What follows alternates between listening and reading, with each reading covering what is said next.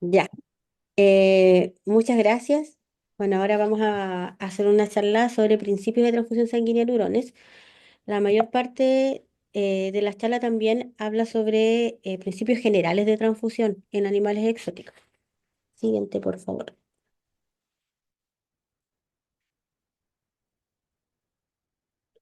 Ya, entonces vamos a ver algunos fundamentos y fisiología, indicaciones clínicas, los tipos de transfusión, la compatibilidad, que es algo que igual es importante, y la selección y los cuidados del donante. Siguiente. Ya, primero tienen que saber qué es lo que es una transfusión. Ya es un procedimiento donde se va a administrar no solo sangre, sino que todos los otros componentes sanguíneos. Ya recuerden que también están las plaquetas. Vamos a siempre transfundir volumen sanguíneo que sea venoso, nunca arterial, y se puede transfundir por vía intraósea o por vía endovenosa. Siguiente. Ya. Entonces, ¿por qué es importante en la medicina de animales exóticos? Antes, como dice ahí, era riesgoso porque en realidad no se reconocía ningún tipo de protocolo. También hasta el día de hoy no se conocen muchos grupos sanguíneos en animales no convencionales. Por lo tanto, sigue siendo riesgoso, ya, pero un poco más de seguridad tenemos porque ahora ya tenemos algunos protocolos en algunos animales y tenemos protocolos ya seguros, como ven, en conejos, hurones, aves y reptiles. Ya sabemos que algunos de las especies tienen o no tienen grupos sanguíneos, sabemos cómo hacer las pruebas de compatibilidad en caso de que no haya estudios de ese grupo sanguíneo en específico. Siguiente.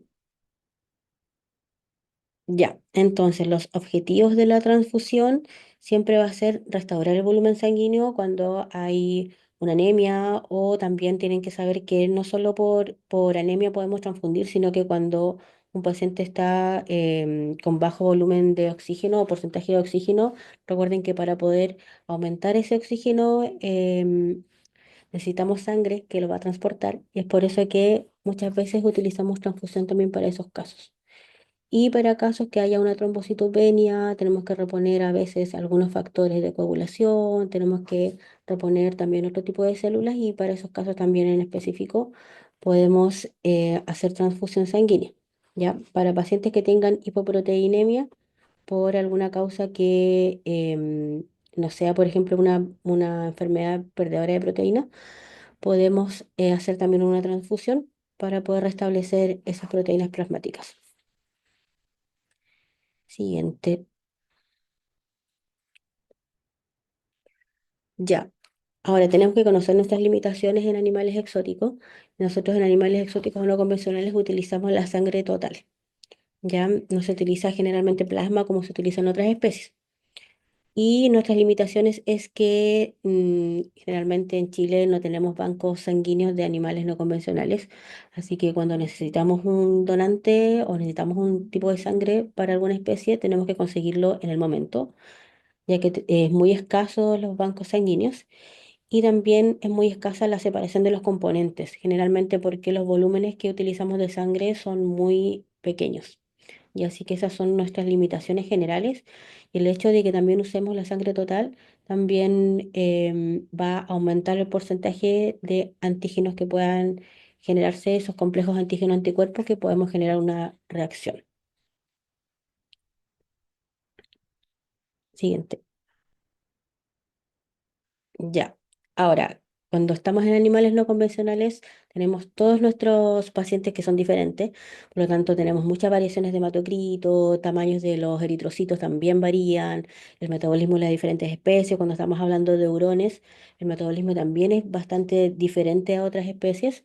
Ya recordar que los hurones tienen un metabolismo basal igual, depende de la edad, pero muchas veces bajo en algunos casos de hurones que puedan tener alguna comorbilidad, ya, o metabolismo basal alto en el caso de hurones jóvenes. Entonces depende mucho de la fisiología de cada individuo, ya de cómo vamos a enfrentar que ese individuo va a requerir una transfusión sanguínea. Aquí podemos ver una máquina de microhematocrito que se utiliza bastante cuando trabajamos con animales de talla tan pequeña. Siguiente.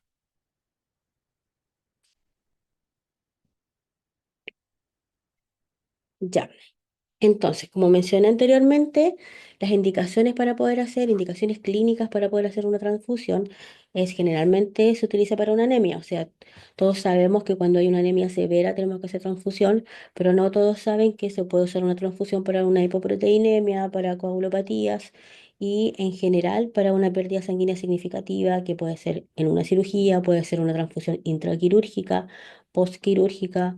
Puede ser incluso para una cirugía que sabemos que va a tener pérdida sanguínea como una esplenectomía, ¿ya? En donde sabemos que el volumen de sangre que vamos a retirar va a ser significativo y ahí podemos hacer una transfusión intraquirúrgica o postquirúrgica o incluso periquirúrgica. Ya son varias las indicaciones que tenemos para poder hacer transfusión. Como les mencionaba, no solo es una anemia severa. Siguiente. Entonces, tenemos que evaluar a nuestros pacientes, animales exóticos en general. En el caso de los hurones, también tenemos que evaluarlos por completo.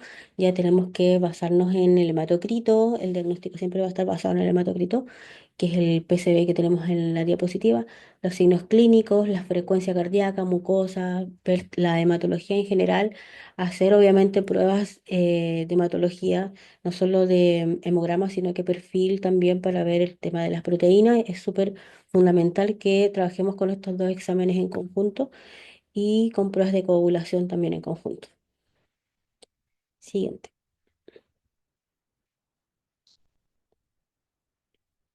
Ahora, tenemos algunos umbrales de transfusión, a que les puse no solo los hurones, sino que les puse también otras especies. Ya los hurones y conejos, cuando el hematocrito es menor a 20, ya se considera que tenemos que iniciar protocolos de transfusión. En aves es menor a 25 y en reptiles siempre va a depender del metabolismo.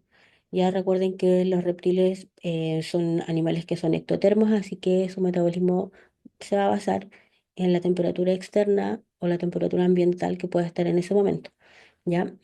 Así que en el caso, como ven aquí, de los hurones, bajo 20% de hematocrito, ya tenemos que pensar en una transfusión y vamos a ir viendo paso a paso de cuánto necesitamos para poder transfundir. Siguiente.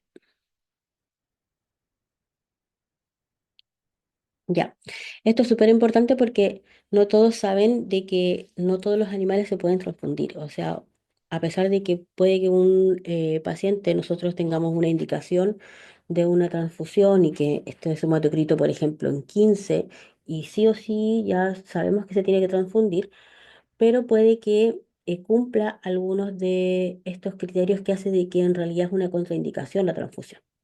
Por ejemplo, cuando un paciente tiene una insuficiencia cardíaca o tiene una sobrecarga de volumen que no está controlada.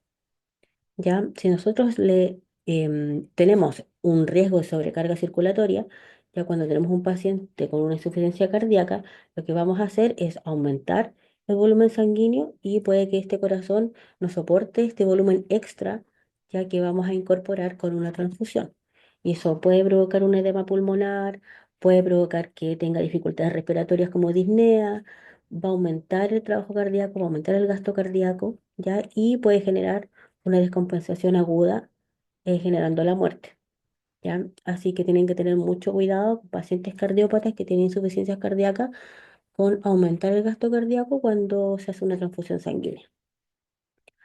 Ahora, cuando un paciente tiene una insuficiencia cardíaca o una sobrecarga de volumen que no está controlada, como por ejemplo un sobrecrecimiento del volumen intravascular, cuando ya tiene un exceso de líquidos, ya por ejemplo alguna falla renal o que hay algún exceso de fluidoterapia, ya en este caso podemos provocar un, un desbalance ya de la presión oncótica y la presión hidrostática y vamos a añadir sangre porque vamos a generar este desbalance y vamos a agravar el problema.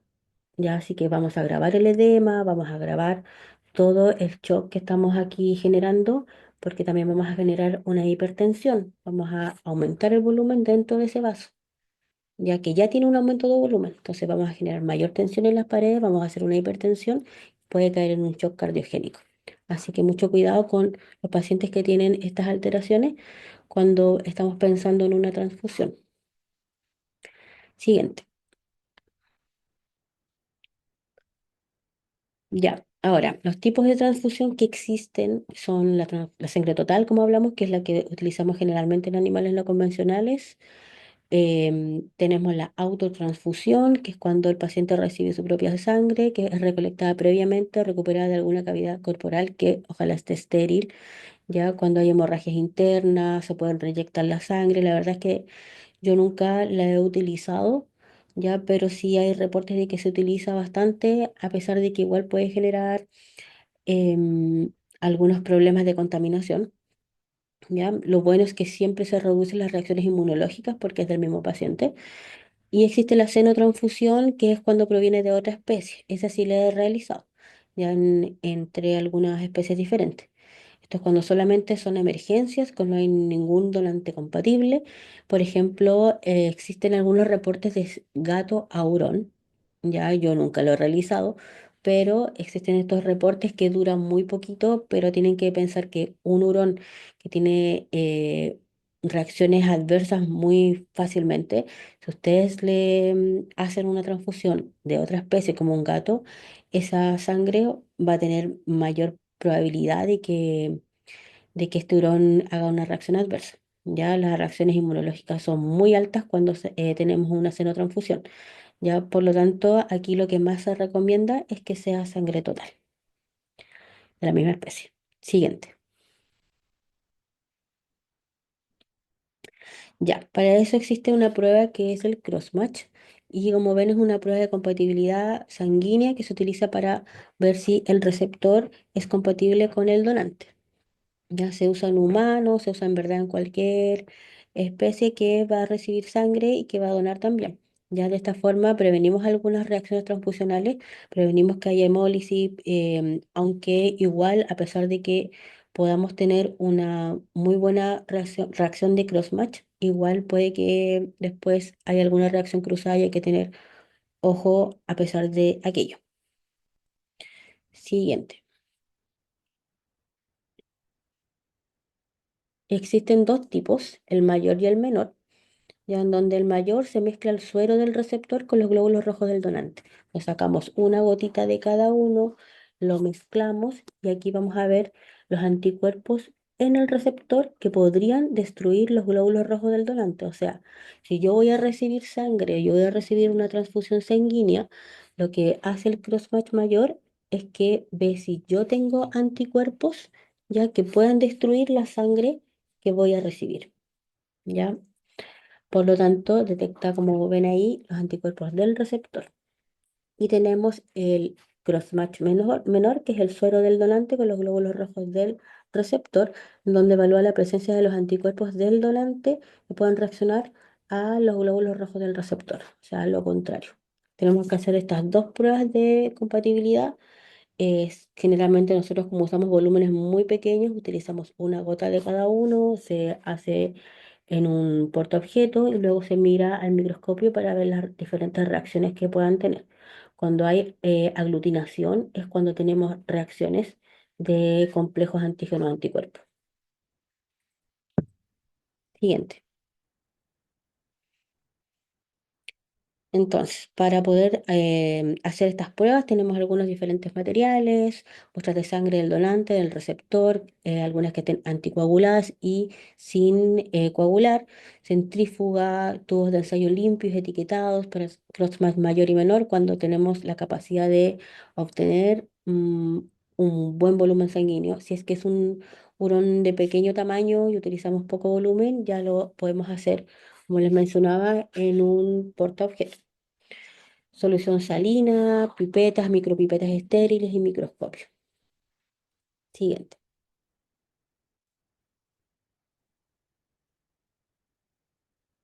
Ahora, aquí salen los pasos, como les mencionaba, salen los pasos de literatura de cómo se hace el mayor y el menor, ya en donde se utilizan las dos gotas de suero del receptor, una gota de suero del donante, se mezcla y se observa. ¿Ya? También se puede centrifugar, ¿ya? Y se observa la aglutinación, de hecho es visible al ojo desnudo, se ve macroscópicamente cuando hay una aglutinación o hay una hemólisis, pero lo confirmamos mediante microscopio. Siguiente. Y aquí se ve el menor, ya donde se hace lo contrario, dos gotas del suero del donante, una gota del glóbulo rojo del receptor, se mezcla suavemente, se puede centrifugar 2 a 3 minutos y se puede observar la presencia de aglutinación o hemólisis. Como les dije, si ustedes tienen un buen ojo, están como entrenados a ver glóbulos rojos, se puede ver macroscópicamente la aglutinación o ya confirmar mediante un microscopio, se ve la aglutinación y la hemólisis. Entonces ahí ya nos damos cuenta que no es una compatibilidad entre donante y receptor. Siguiente. Ya, acá tenemos un cuadro comparativo en donde podemos ver las comparaciones de suero, de plasma, ya para que empiecen a ver sus componentes. ¿Ya? Podemos ver que en el suero no hay fibrinógeno, en el suero siempre están presentes los anticuerpos, en el plasma también, ya lo cual es súper importante porque en ambos se pueden generar, como les mencioné, las reacciones antígeno-anticuerpo, ¿ya? Y en el plasma el fibrinógeno está agregado ya en la parte proteica, el suero es de un color amarillo ligeramente ámbar y el plasma también. Ya, por lo tanto, cuando se hacen las centrifugaciones y podemos sacar cualquiera de los dos, tenemos que darnos cuenta que en verdad sirven porque ambos tienen anticuerpos en sus componentes. Siguiente. Ahora, ¿cómo vamos a hacer la compatibilidad? Ya sabemos ya que existen estas dos pruebas. En el caso de los hurones y de los conejos no hay grupos sanguíneos definidos, a diferencia de los perros y los gatos. Ya, por lo tanto, como no hay grupos sanguíneos que están caracterizados, significa que no hay complejos antígenos eritrocitarios que sean conocidos para poder hacer la primera transfusión. Así que em, se indica que como no tenemos grupos sanguíneos definidos, la primera transfusión es baja. Pero aún así, sobre todo en los hurones, que ellos tienen muchas reacciones adversas a muchas situaciones, igual tenemos que considerar que su reacción a la primera transfusión tampoco es tan baja, ya sino que tenemos que hacer la prueba de cross-match mayor y menor para poder minimizar este porcentaje, ¿ya? Em, la verdad es que nosotros en la práctica hemos tenido reacciones adversas, no tantas en neurones, pero sí hemos tenido reacciones adversas incluso con las pruebas de compatibilidad realizadas y acertadas y todo. Aún así hemos tenido algunas reacciones a la primera transfusión. Siguiente.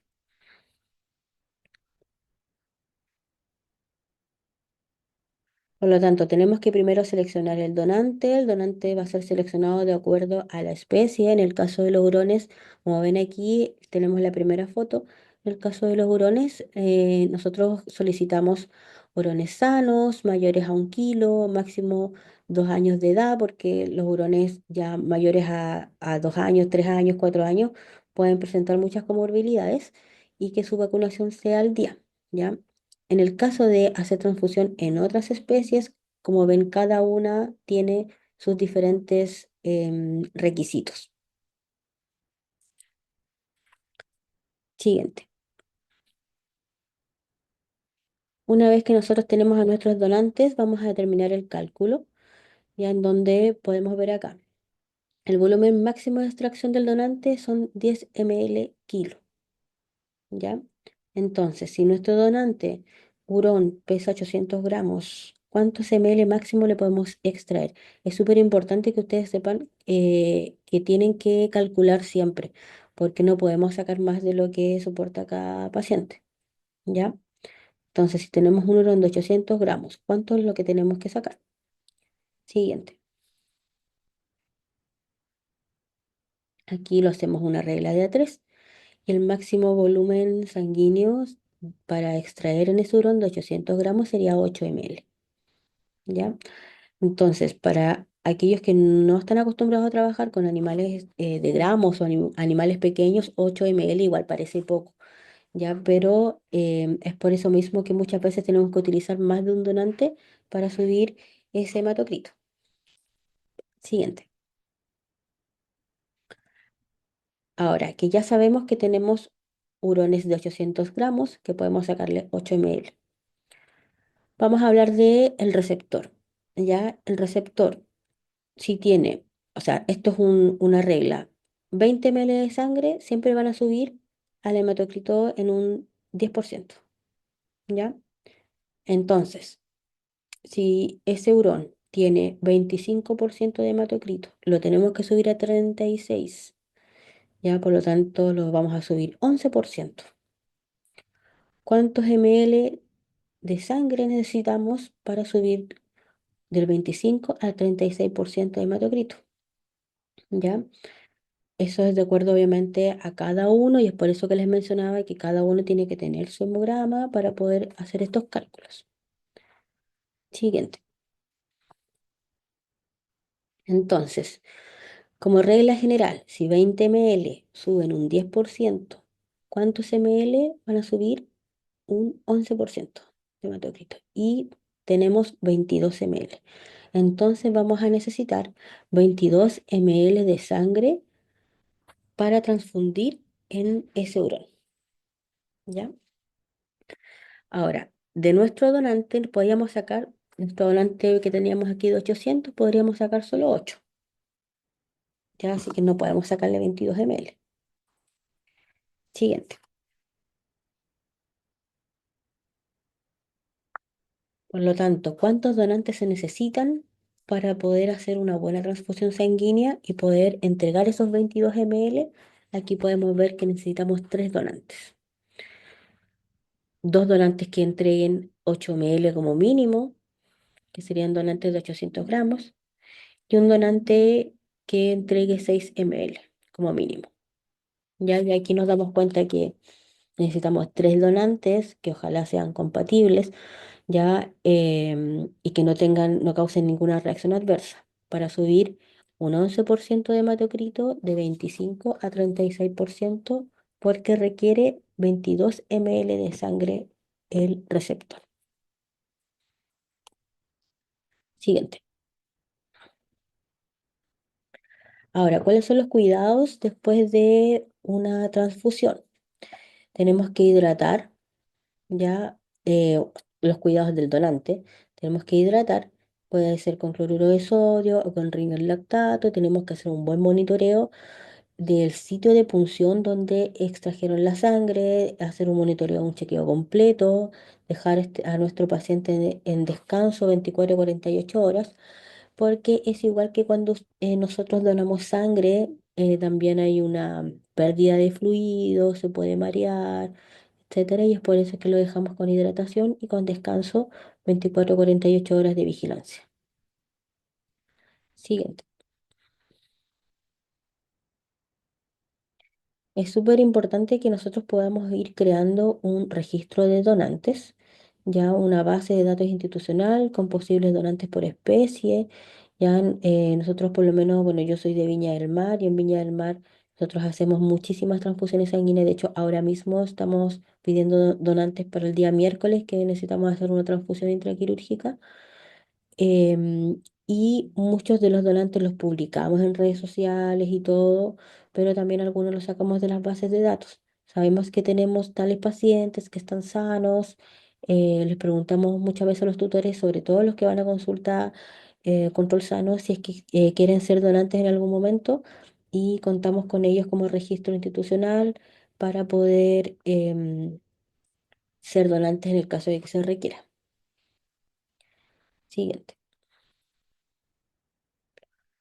Ahora, ¿cómo vamos a conservar esa sangre? Que es algo que igual me preguntan bastante. La verdad es que nosotros hacemos la extracción sanguínea, ¿ya? Y empezamos la transfusión inmediatamente. La verdad es que yo nunca la conservo. Sé que se puede almacenar hasta 4 grados, 24 horas, ya utilizando siempre el anticoagulante que es el CPDA1, que es el que utilizamos para también para poder extraer esta sangre. La jeringa ya tiene el anticoagulante. em, pero la verdad es que yo prefiero como para evitar algunas reacciones hemolíticas hacer inmediatamente la transfusión. Y así como les mencioné, está descrito que se puede almacenar hasta 24 horas. Siguiente. Ahora, los procedimientos de transfusión. Primero también siempre verificar la identidad del donante y del receptor. Y los primeros 10 minutos que vamos a hacer la transfusión tienen que ser muy lentos, ¿ya? ¿Por qué? Porque en esos primeros 10 minutos de transfusión es cuando nosotros notamos las reacciones adversas, cuando los complejos antígeno-anticuerpo reaccionan, cuando los pacientes tienen, y sobre todo los hurones, alguna reacción anafiláctica. Ya nosotros hemos tenido reacciones anafilácticas pocas, pero hemos tenido neurones como por ejemplo que un neurón empezó con un prurito. Entonces empezó a rascar, a rascar, a rascar de forma descontrolada, lo cual nosotros asociamos a una reacción adversa a la transfusión y fue justamente dentro de estos 10 primeros minutos. Le cortamos la transfusión, a pesar de que ese donante había hecho una buena prueba mayor y menor de compatibilidad, igual tuvo una reacción adversa el receptor. Así que toda la sangre, lamentablemente, de ese donante tuvo que quedar descartada y seguimos con el donante 2 y el donante 3. Siguiente.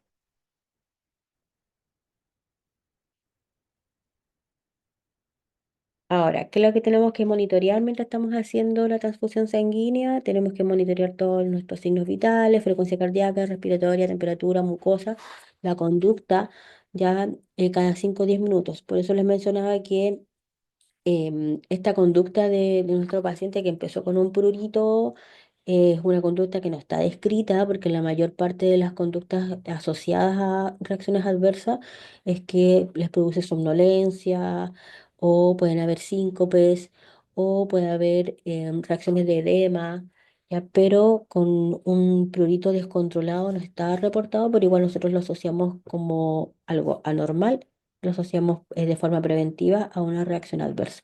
Es por eso que es súper importante estar monitorizando cada 5 o 10 minutos a nuestro paciente que está recibiendo la sangre. Siguiente.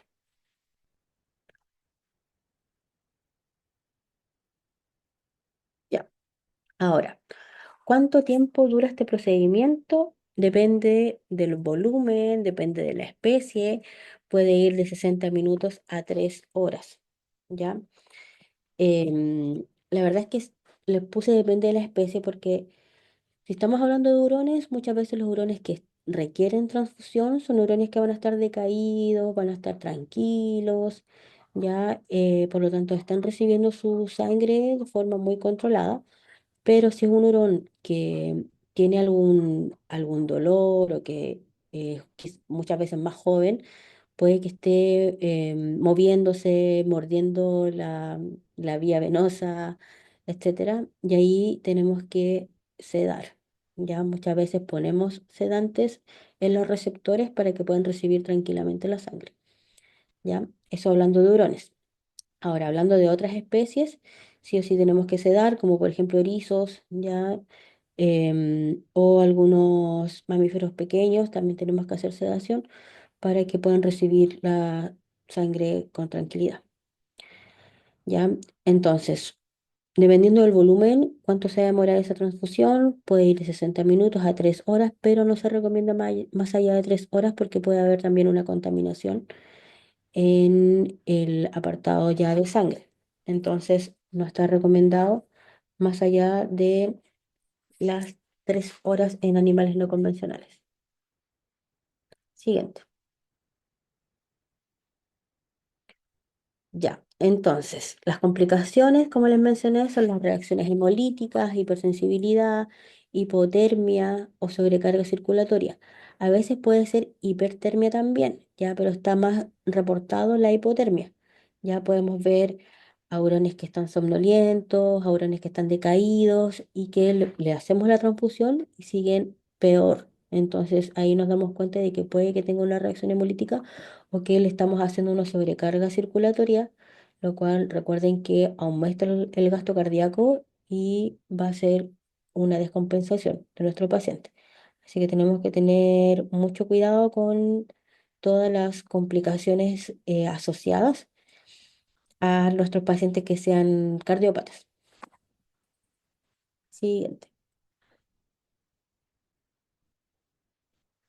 Ahora, ¿cómo vamos a manejar esa reacción adversa? Primeramente tenemos que suspender la transfusión, ya tenemos que entregar antihistamínicos si lo requiere, ya tenemos que entregar corticoides según el caso y si es que el caso lo requiere vamos a entregar también fluidoterapia porque recuerden que si tienen una sobrecarga de volumen, ya no pueden seguir sobrecargando el volumen administrando una fluidoterapia agresiva.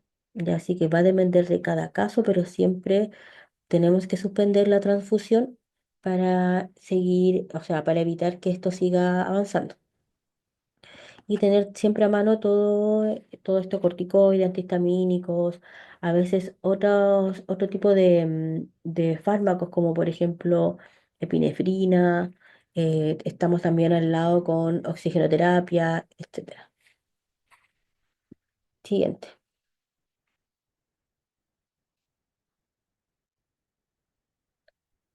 Ya. Ahora, em, como ven aquí, siempre tenemos que tener una reflexión ética sobre el bienestar del donante y el receptor. ¿Por qué les menciono esto? Porque hay veces de que puede que nosotros solicitemos una transfusión sanguínea para un paciente que esté muy, muy mal, pero que la verdad es que no la va a requerir porque ese paciente está con una fase ya descompensada y que cualquier sangre que nosotros le podamos administrar va a ser una hemólisis. ¿Ya? Entonces, o va a ser un shock cardiogénico. Entonces, tenemos que pensar bien en nuestro caso, reaccionar éticamente y si ese paciente va a requerir una eutanasia y no una transfusión, tenemos que transmitirlo al tutor. Ahora, ¿qué pasa con los donantes? Los donantes también tenemos que tener una reflexión ética aquí con respecto a ellos porque tienen que pensar que ellos van a donar sangre de forma voluntaria, ¿ya? Y que pueden tener alguna descompensación también. Así que muchas veces atender obviamente a nuestros pacientes donantes como lo requiere, si es que van a quedarse también en hospital por alguna reacción, que lo hagan, ya que ellos nos están ayudando éticamente a poder salvar este caso. ¿Ya? Siguiente. Entonces, finalmente, como resumen, ya las decisiones clínicas siempre van a equilibrar el riesgo y el beneficio. Ya tenemos que ver en realidad si vamos a hacer una transfusión porque tiene una hipovolemia o porque tiene una hipoproteinemia o porque tiene algún problema de coagulación, pero ver si realmente lo requiere o no. Ya, y es por eso que la medicina transfusional combina la ciencia, combina la ética, la experiencia. Y ahí muchas veces no todos reaccionan igual, como les decía, no, nosotros hemos tenido reacciones que no están descritas, tenemos que aprender a em, diferenciarlas. Siguiente, ahí les dejo las referencias y muchas gracias. Ya. Normalmente, Angélica, ¿han requerido sedación o ha sido así solamente Ya, la transfusión o depende del caso a caso? en el caso de hurones, hemos requerido sedación para poder hacer la extracción de sangre del donante, que es sacar 8 o 10 ml. Cierto. Generalmente Ujú. es harto y se hace Sí. de cava, y es por eso que necesitamos sedación Mm, de donante. Pero en el caso del receptor, los hurones igual se les nota muchísimo cuando están tan mal, están enfermos, así que en el caso del receptor no mm, han requerido sedación, que han estado más que nada como tranquilos, algunos están con anemia, así que no se mueven mucho, pero sí en el caso del donante. ya, ya. Sí, normalmente es bastante más volumen del que uno va a sacar, por ejemplo, para un examen de rutina, ¿cierto? Perfil hemograma.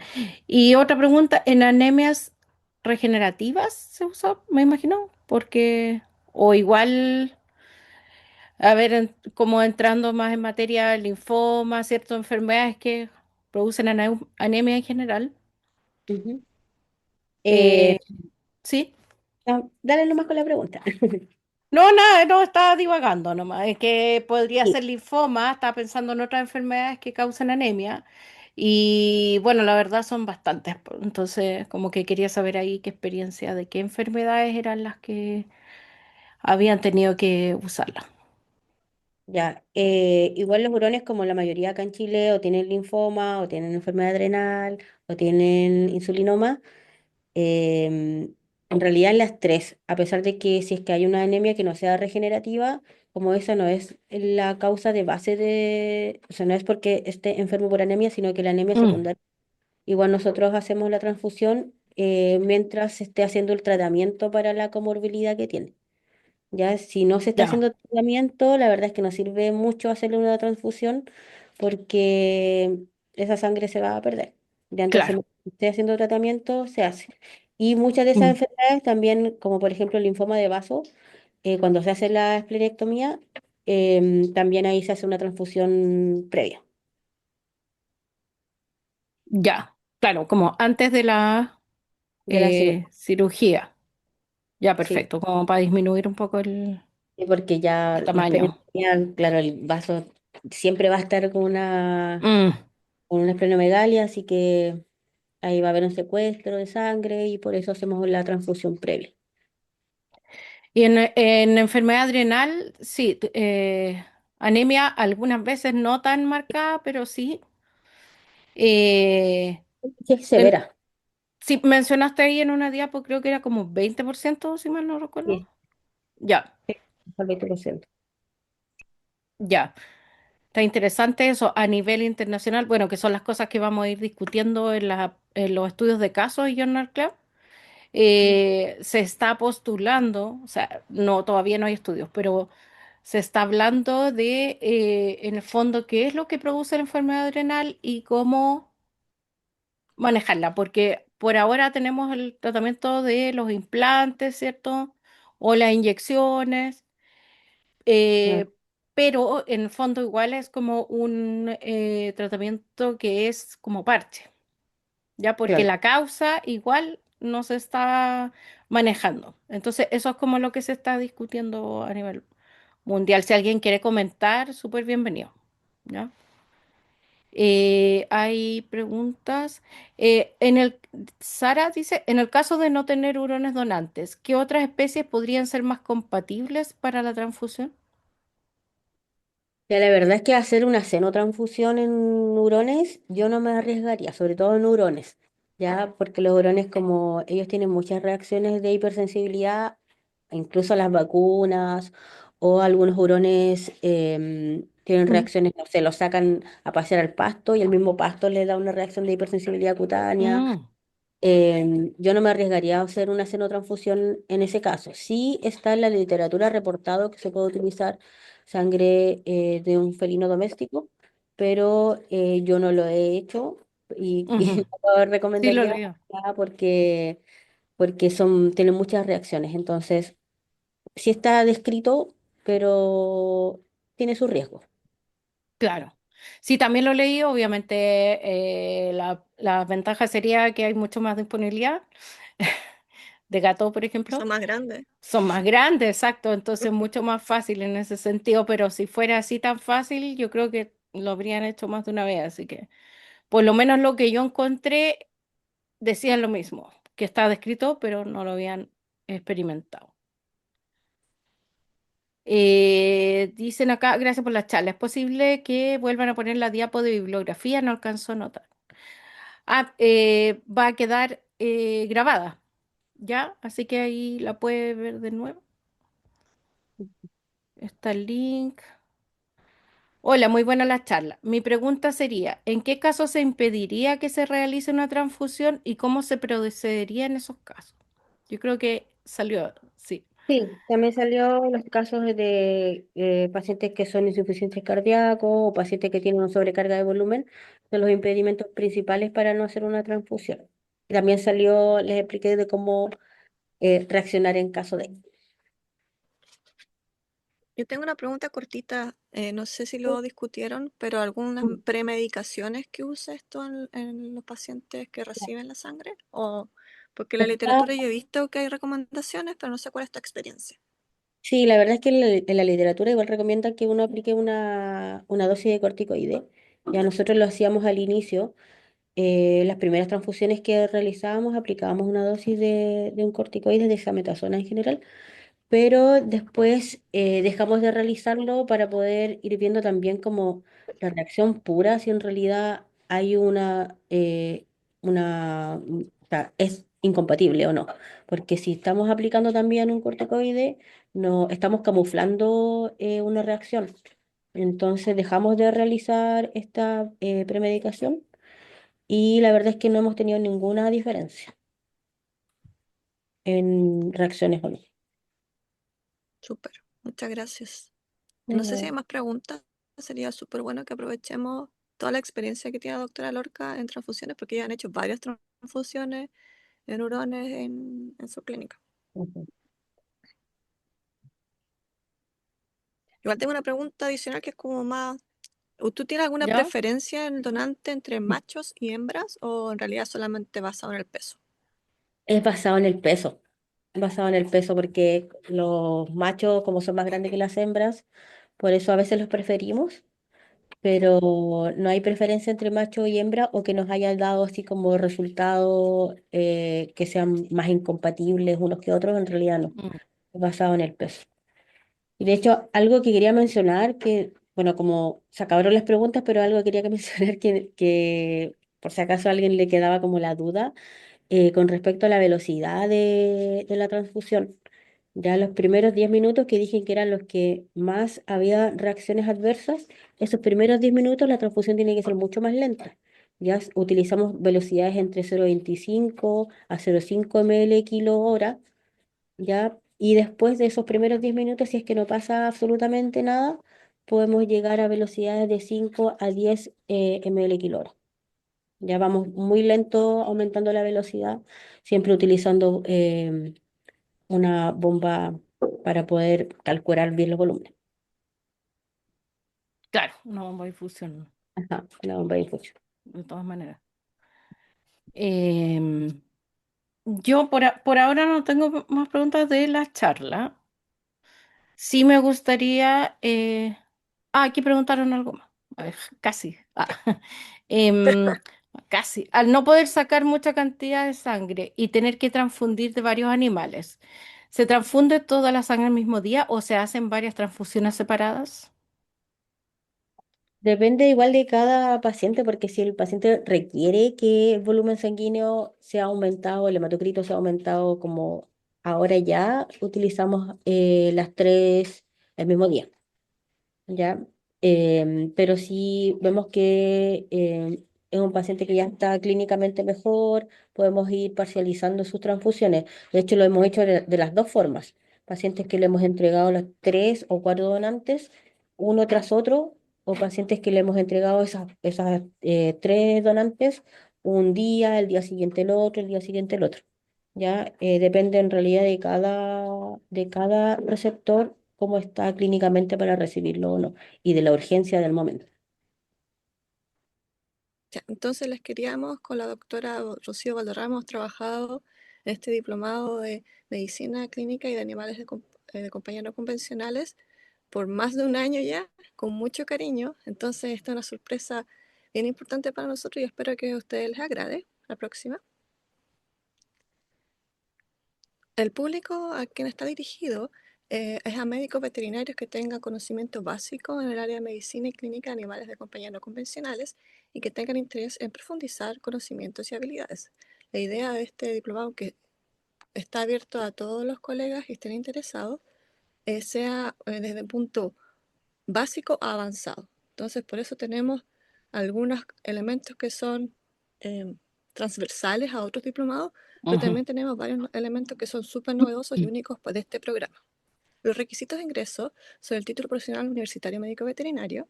Se sugiere conocimiento básico de inglés idioma inglés a nivel de lectura, aunque debo destacar que vamos a tener un par de charlistas que quiero mostrarle al final de la presentación, que ellos hablan únicamente inglés. Entonces vamos a tener que ser un poco flexibles y entender que vamos a trabajar de la mejor manera posible para que ustedes puedan entender esas presentaciones, pero no les podemos pedir a algunos de ellos que nos hablen español porque aunque tratan, eh, no, no va a ser posible.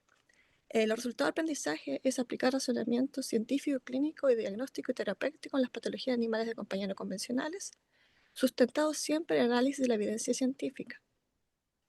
Pasa para la otra perfil. La siguiente. Entonces, en base a esto, el programa está dividido en 5 cursos. El primer curso va a ser medicina de pequeños animales, mamíferos, erizos de tierra, conejos, cuy, chinchilla y pequeños roedores. Y esto contamos de 40 horas de dedicación directa, o sea, horas de clases.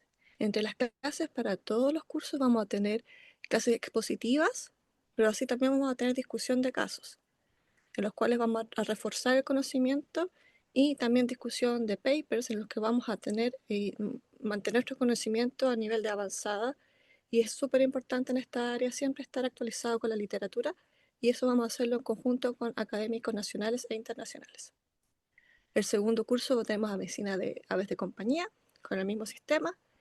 Y en el tercer curso, medicina de reptiles de importancia práctica clínica, vamos a también incorporar en este caso una actividad práctica para que podamos trabajar en conjunto los manejos básicos y exámenes clínicos en reptiles. Los cursos 4 y 5 son los cursos más innovadores de este programa y contamos con varias actividades prácticas y varios invitados internacionales. El curso 4 es de cirugía, anestesia y mascotas no convencionales, el cual incluye la participación de varios destacados médicos veterinarios a nivel internacional, y vamos a realizar varias actividades prácticas simuladas para prepararnos y mejorar nuestras habilidades relacionadas con la anestesia y cirugía de estos animales. Y finalmente, un curso que yo considero que es súper interesante para todos nosotros, emergencia y cuidados críticos en las mascotas no convencionales, en el cual tenemos las medidas de manejo de situaciones de emergencia, ya sea intoxicaciones, accidentes, y a emergencias neonatales, que vamos a poder trabajar en conjunto, y además vamos a tener 3 actividades prácticas de tipo simulado. La próxima.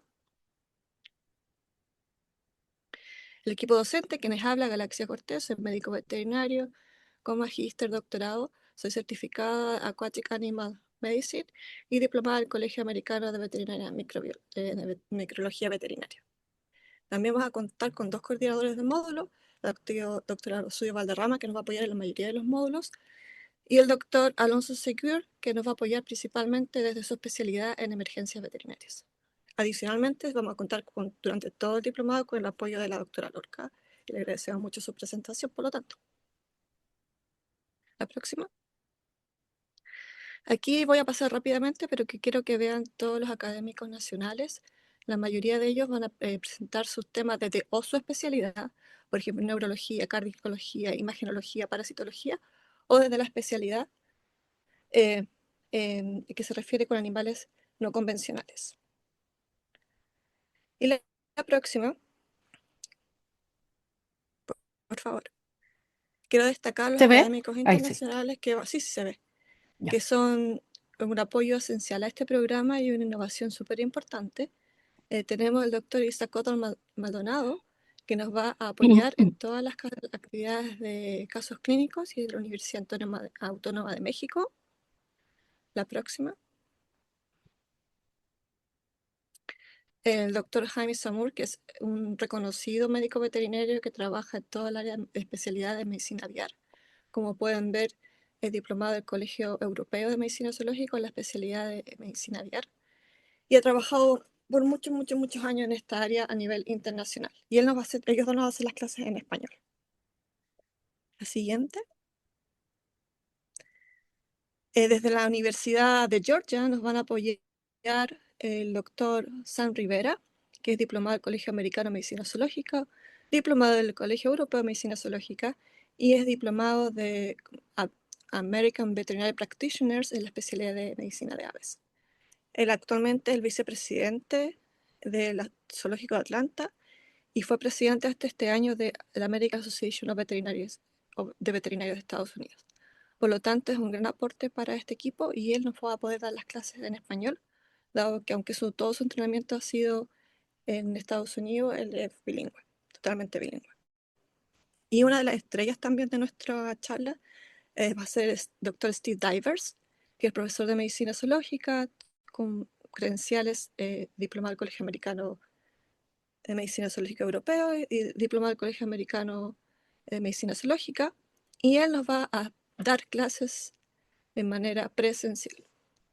Va a venir un par de veces a darnos charlas, va a estar acá y también vamos a tener un práctico con él de endoscopía diagnóstica y guiada. Entonces esto es una oportunidad gigantesca para todos nosotros de Latinoamérica, que pueda venir él a darnos una clase presencial que va a ser con traducción simultánea y además un práctico relacionado con endoscopía diagnóstica en animales no convencionales. La próxima, desde la Universidad de Luisiana State, nos va a ayudar Javier Nevares, que también es médico veterinario, PhD y diplomado, y su especialidad principalmente es en el área de medicina de reptiles y nos va a apoyar con clases en esa área. La próxima, desde la tierra del eterno sol, la Universidad de Florida, nos van a apoyar dos colegas, mi profesor de doctorado, el doctor James Wallahan, que es diplomado del Colegio Americano de Medicina Zoológica y diplomado del Colegio Americano de Microbiología. Es profesor de Medicina Zoológica y Microbiología en la universidad y nos va a apoyar de su expertise en todo lo que se relaciona con medicina de reptiles. Y la doctora Laura Bolaños, que es una colega mexicana, que es diplomada del Colegio Americano de Medicina Zoológica y diplomado del Colegio Americano de Anestesia y Analgesia.